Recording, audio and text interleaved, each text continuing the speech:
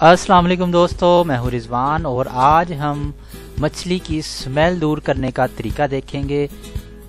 मछली में एक मखसूस किस्म की स्मेल होती है जो अक्सर लोगों को पसंद नहीं होती, इस वजह से वो मछली पकाते ही नहीं हैं।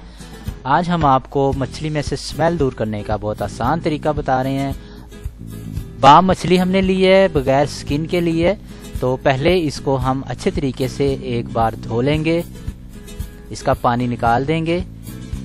इसके बाद दोबारा इसमें इतना पानी शामिल करेंगे कि मछली हमारी इसमें डूब जाए।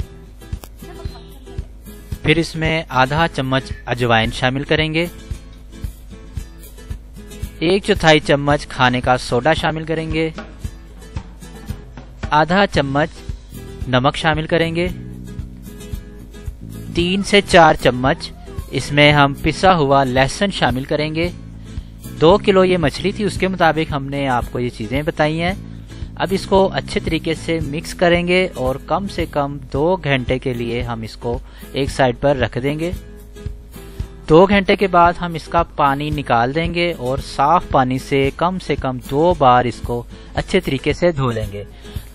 तो लीजिए जनाब, मछली की स्मेल दूर हो चुकी है। अब आप इसे किसी भी तरीके से पका सकते हैं या फ्राई कर सकते हैं, इसमें बिल्कुल स्मेल नहीं आएगी।